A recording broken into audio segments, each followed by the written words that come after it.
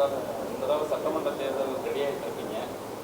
விஜய் எதிர்த்து நீங்க நிக்கிறதுக்கான வாய்ப்புகள் இருக்கா சார்? களமிறங்க நாங்க ரெண்டு பேரும் என்ன பகையா? அண்ணன் தம்பி தான் நாங்க ரெண்டு பேரும். அவரை எதிர்த்து போடுறதுக்கு அங்க நாங்க கட்சி ஆரம்பிச்சு வேலை செய்யறேன்னு நினைக்கிறீங்க? அவரை எதிர்க்க வேண்டிய சூழல் வந்திருக்கு சார். ஜனநாயக போட்டின்னு ஒண்ணு இருக்குல்ல, தனிப்பட்ட போட்டி இல்ல. நான் கேட்கறது உங்களுக்கு விஜய் வருவாரு கட்சி ஆரம்பிக்கிறதுக்கு தான் நான் கட்சி ஆரம்பிச்சு 15 வருஷமா போராட்டி. நீங்க தேர்தல் அப்படி போட்டியிட வாய்ப்பு இருக்கான்னு கேள்வியே தப்பு.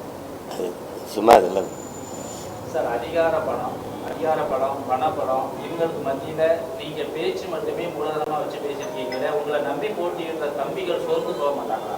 சோர்ந்து போக மாட்டாங்க. எத்தனை தடவை சொல்றது? சோர்ந்து போற கூட்டம் மாதிரியா இருக்குது? சோர்ந்து போற கூட்டம் மாதிரி இருக்குதா? இப்போ மே 18க்கு ஒரு கூட்டம் தான். எல்லா ஊடகங்களும் மாநாடு நீங்கள் வெறும் கூட்டம் தான். ஒரு இன எழுச்சி கூட்டம். எங்கள் இனம் கொல்லப்பட்ட நாளில் ஒரு கூட்டம். எத்தனை ஆயிரம் பேர் கொண்டாங்க. ₹1 நாங்கள் காசு கொடுக்கல. அவங்களே பேருந்து பிடிச்சி அவங்களே வாகனங்களை வச்சு எங்கள் பிள்ளைகள் வந்து கொண்டாங்க. சோற கூட்டம் அது. 5வது முறையும் இத்தனை 4 முறை பொது தேர்தலில் தோற்றுருக்கேன். உள்ளாட்சியில் தோற்றுருக்கோம். கேளுங்க, இடைத்தேர்தல் எல்லாம் போட்டிகிட்டு இருக்கோம். தோல்வி கண்டு அஞ்சிருக்கா. அதிமுக போட்டியிடாமல் விலகி இருக்குது இடைத்தேர்தலில். ஆளுங்கட்சி அதிமுக ஆளும்போது திமுக இடைத்தேர்தலில் போட்டியிடாமல் விலகி இருக்குது. ஆனால் நாங்கள் எந்த இதுவும் இல்லாத சின்ன பசங்க தான். ஏதாவது ஒரு இடைத்தேர்தலில் போட்டியிடாமல் விலகி இருக்கமா பற்றியில போட்டிடுவோம். இம்முறையும் தனித்து உலக அரசியல் வரலாறுலேயே இவ்வளவு தோல்விகளை சந்தித்த பிறகு மறுபடியும் 5வது முறை துணிந்து ஒரு அரசியல் இயக்கம் போட்டியிடுது அப்படின்னா அது நாம் தமிழர் கட்சியாக மட்டும்தான் இருக்கும்.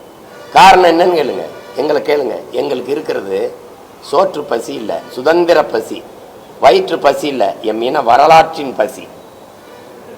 சோம்பலும் ஓய்வும் அரசியலில் தற்கொலைக்கு சமம். உங்களுக்கு விளங்குதுன்னு நினைக்கிறேன். வீர சுதந்திரம் வேண்டி நின்றார் வேறொன்று கொள்வார் அப்படிங்கிறான் புரட்சி எங்க பாட்டன் பாரதி. அது மாதிரி எங்களுக்கு வேண்டியது இந்த வெறும் தேர்தல் வெற்றின்னு நாங்க பார்த்து இந்த களத்துக்கு வரல.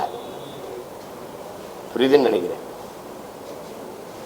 பிளே ஸ்டோர் மற்றும் ஆப் ஸ்டோரில் இருந்து பாலிமர் செயலியை QR கோடு மூலம் பதிவிறக்கம் செய்யுங்கள். செய்திகளை உடனுக்குடன் பெறுங்கள்.